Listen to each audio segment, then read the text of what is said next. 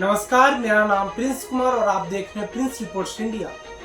10 मई 2025 ये तारीख भारत और पाकिस्तान में 4 दिनों तक चले भीषण युद्ध के बाद आखिरकार युद्ध विराम की घोषणा हुई। लेकिन असली ड्रामा इसके बाद शुरू हुआ था। अमेरिका के राष्ट्रपति डोनाल्ड ट्रंप ने ट्विटर पर एक सनसनीखेज और झूठा दावा किया। उन्होंने लिखा था कि भारत और पाकिस्तान के बीच ये युद्ध हुआ था, उसे रोकने का श्रेय उन्हीं को जाता है। ट्रंप ने झूठा दावा किया कि उन्होंने भारत को व्यापारिक प्रतिबंध और धमकियों के जरिए दबाव में डालकर यह युद्ध विराम करवाया। लेकिन असलियत इससे बिल्कुल अलग थी। सच तो यह है कि भारत और पाकिस्तान के बीच युद्ध विराम सीधे सैन्य और कूटनीतिक स्तर पर हुआ था, न कि किसी अमेरिका की दबाव की वजह से। भारत ने उस बयान को खारिज कर दिया था।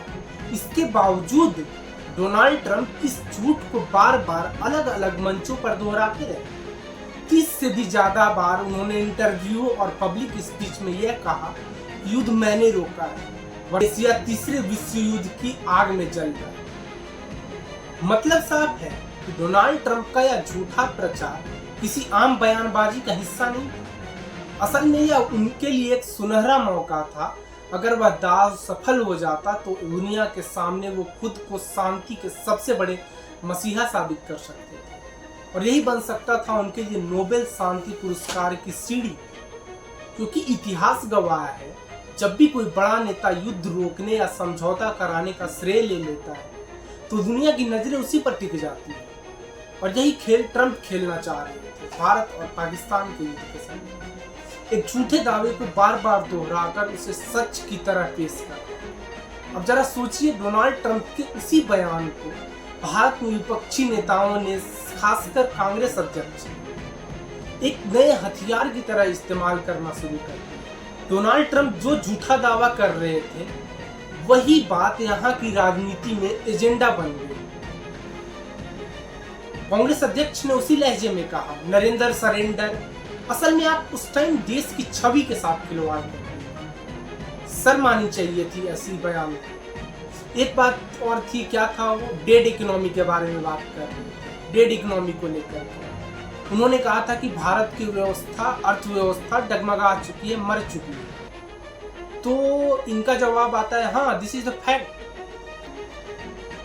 और एक बात थी जो उन्होंने रसिया और इंडिया दोनों को डेड इकोनॉमी को लेकर के बात किया था, तो उसे भी हाँ में हाँ मिलाते हुए ये कह रहे थे कि हाँ, भारत की अर्थव्यवस्था तो लगभग डगमगा चुकी है या डगमगा चुकी है, इस तरह की बात है। यानी ट्रंप के दावों पर सवाल उठाने के बजाय उन्होंने उसमें हाँ में हाँ मिलाना शुरू कर दिया था। और सभी को पता था, सभी भारतीयों को पता था कि ट्रंप जो भी बोल रहे थे वो सिर्फ इनके गुस्से का नतीजा है। स्टैट्स सबके सामने था, डेटा सबके सामने था, सबको पता था ये किस खुन्नस में बोला जा रहा है। ताजुब की बात यह है कि जिस बात को पूरे देश में लोग झूठ मानकर खारिज कर रहे थे, वही विपक्ष के नेता खुलेआम मंच से कह रहे थे, yes this is the fact. Trump ने, मुझे खुशी हुई कि ट्रंप ने ये फैक्ट बोला।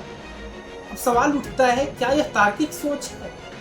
जरा हिस्ट्री देखिए, किस हिसाब से डेड इकोनॉमी कह रहे हैं, और कोई लॉजिक बनता है इसको लेकर के? क्या यह सब सही मायनों में विपक्ष की भूमिका है, या सिर्फ सत्ता विरोध में आंखें मूंदकर किसी भी अंतर्राष्ट्रीय बयान को ढाल बनाना? अब आप सोच रहे होंगे कि इसमें नया क्या है। इस बयान को तो काफी वक्त बीत चुका है, इस कंट्रोवर्सी को हुए काफी समय बीत चुका है, फिर आज अचानक क्यों इसकी चर्चा दोबारा तेज हो गई? आखिर ऐसा क्या हुआ है जिसने एक पुराने मुद्दे को फिर से सुर्खियों के केंद्र में ला दिया? दरअसल असल कहानी यहाँ से खुलती है।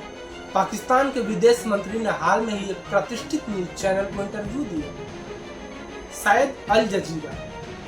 इंटरव्यू के दौरान उनसे एक सवाल पूछा गया कि क्या युद्ध के दौरान, क्या युद्ध के समय आप किसी तीसरे देश की मध्यस्थता के लिए तैयार थे? तो पाकिस्तान के मंत्री का जो बयान आता है, क्या नाम था उनका, इसाक डार, में भी उनके फॉरेन मिनिस्टर हैं, तो फॉरेन मिनिस्टर का बयान आता है कि हाँ, हम तैयार थे, लेकिन भारत ने साफ मना कर दिया। उन्होंने आगे जोड़ा कि भारत ने इसे संघर्ष को शुरू से एक द्विपक्षीय मामला माना। और बिल्कुल स्पष्ट कर दिया था कि किसी तीसरे देश की मध्यस्थता की कोई जरूरत नहीं है। यानी साफ साफ शब्दों में पाकिस्तान की तरफ से यह स्वीकृति सामने है कि भारत ने कभी भी किसी तीसरे देश, चाहे वह अमेरिका हो या कोई और शक्ति, की भूमिका स्वीकार ही नहीं की थी। विदेश मंत्री ने एक और अहम खुलासा किया था। इन्होंने कहा कि अमेरिका की तरफ से पाकिस्तान को यह संदेश दिया गया था कि भारत और पाकिस्तान किसी तटस्थ जगह पर बातचीत कर सकते हैं। अब यहाँ तटस्थ का क्या मतलब है? ऐसी जगह जो न भारत की हो न पाकिस्तान की, ताकि किसी को पक्षपात का आरोप न लगे। लेकिन कहानी यही खत्म नहीं हुई। 25 तारीख को जब पाकिस्तान की ओर से पूछा गया इस प्रस्ताव पर आगे क्या बातचीत हुई, तो अमेरिकी सीनेटर मार्को रूबियो का साफ कहना था कि भारत तैयार नहीं है। यानी यह बात भी पक्की हो गई कि भारत ने शुरू से ही तीसरे देश की मध्यस्थता या तटस्थ जगह पर बातचीत करने से इनकार कर दिया था। तो आप सवाल ये उठता है कि सच क्या है? दरअसल भारत स्टार्टिंग से यही तो कहता आ रहा है, इस युद्ध विराम में किसी भी तीसरे देश ने मध्यस्थता नहीं कराई।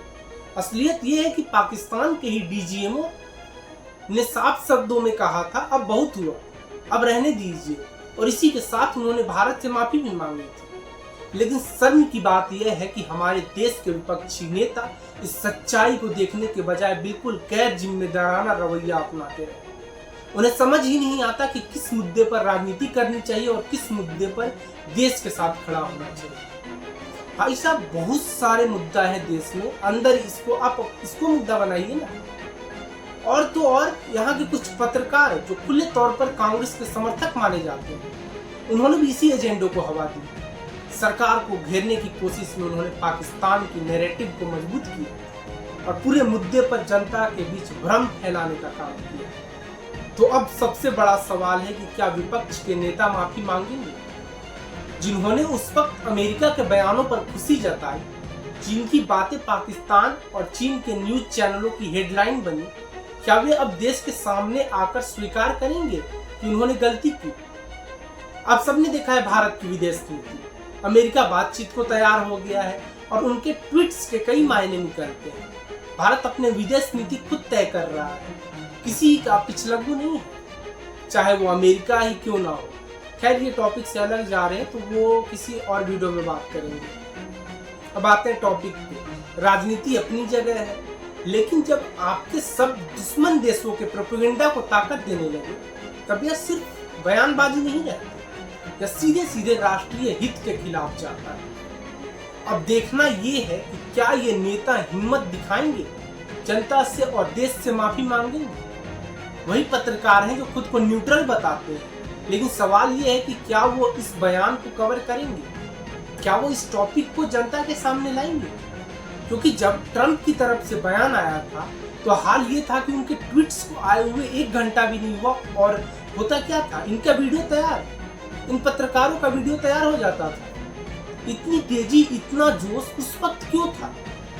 लेकिन जब बात आती है भारत की, यहाँ के नेताओं की जो वास्तव में देश के लिए काम कर रहे थे, उस टाइम हमारे देश को रिप्रेजेंट कर रहे थे, तब उन्हें उन पर कोई भी भरोसा नहीं होता था, कोई बातों पे भरोसा नहीं होता था। उल्टा उन्हें इनसे ज्यादा भरोसा अमेरिका में बैठे नेताओं पर होता था उस टाइम। अब सवाल यही है, क्या ये पत्रकार अपनी जिम्मेदारी समझेंगे? आपका काम है सवाल पूछना, लेकिन जब बात देश की आती है, तब सरकार को घेरने की कोशिश में देश को ही कमजोर मत कीजिए। जनता सब समझती है, जनता देख रही है कि कौन सच में निष्पक्ष है और कौन सिर्फ एजेंडे के लिए काम कर रहा है। इसलिए अपनी जिम्मेदारी समझिए। पत्रकारिता सिर्फ पेशा नहीं है, यह देश के प्रति एक फर्ज भी है। अगर आपको भरोसा नहीं है तो जांच कीजिए, देखिए कि क्या इनकी बातें हेडलाइन बनी थी या नहीं।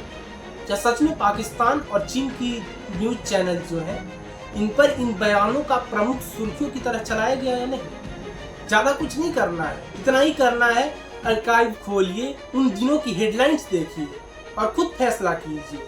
अगर ये बातें वाकई अलग अलग देशों के प्रमुख चैनलों पर हेडलाइन बनकर जा रही थी, तो फिर सवाल उठता है कि कौन सी बातें किस एजेंडे को आगे बढ़ा रही थी। आप भी मानेंगे कि असली लड़ाई सिर्फ मोर्चे पर नहीं होती है, बल्कि नैरेटिव वार में भी होती है, और यहाँ कहीं ना कहीं हम पीछे रह गए। इस बात को हमें मानना पड़ेगा। असल में जमीनी युद्ध हमने जीता, इसमें कोई शक नहीं। लेकिन जब बात नैरेटिव की आई तो हमें सोचना पड़ेगा कि गलती कहाँ है। एक तरफ तो कुछ मीडिया ने ऐसे ऐसे दावा किए इस्लामाबाद और लाहौर पर कब्जा कर लिया, जबकि दूसरी तरफ आग में घी डालने का काम उन्हीं पत्रकारों ने किया जो खुद को न्यूट्रल बताते हैं। उन्होंने सरकार को घेरने की जल्दीबाजी में अपनी भूमिका ही दिया और इस तरह के दुश्मन के नैरेटिव्स को मजबूत कर दिया। युद्ध जीतना बड़ी बात है, लेकिन जब आप नैरेटिव में हार जाए तो असली तस्वीर धुंधली हो जाती है और यही सबसे बड़ी चिंता है। हमने मैदान पर वो सब देख लिया जो करना था। हमारी सेना ने हिम्मत दिखाई, घर में घुस के 11-12 एयरबेस तबाह कर दिए, कई आतंकियों को खत्म कर दिया। लेकिन इन मुद्दों पर बात होने के बजाय हमारे कितने राफेल से गिरे, इन सभी ये सब चीजें चर्चा का ज्यादा विषय बन गया। ट्रंप ने मध्यस्थता क्यों कराई जब गवर्नमेंट सीधा सीधा मना कर रही है कि नहीं, इसमें किसी भी देश का कोई रोल नहीं था, तो वो इनके लिए मैटर नहीं करता है। हमारे कितने राफेल गिर गए, युद्ध हो रहा है तो राफेल गिरना कौन सी बड़ी बात है। एक दो अगर राफेल गिर भी गए, जैसे हमारे सेना प्रमुख ने माना कि हाँ राजनीतिक कारण के चलते एक दो विमान गिर गए, तो उसमें बड़ी बात क्या है। युद्ध हो रहा है, नुकसान होता है, तो एक दो राफेल गिर गए तो इसमें छिपाने की कोई बात ही नहीं है। साफ तौर पे इसे बताया जाए, इसमें शर्म की क्या बात है। हमने 11 एयरबेस तबाह कर दिए, कई आतंकियों को खत्म कर दिया, तो असल मकसद क्या था? आतंकियों को खत्म करना। उसके बाद फिर ऐसा क्या बोलते हैं उसको, फायर बैक करना कि अगले बार करने से पहले 50 बार सोचना पड़े, हिम्मत ना हो दोबारा हमला करने की। तो वो सब में हम सफल हुए। बाकी इस वीडियो के बारे में आपकी क्या राय है जरूर बताइएगा। तब तक के लिए धन्यवाद।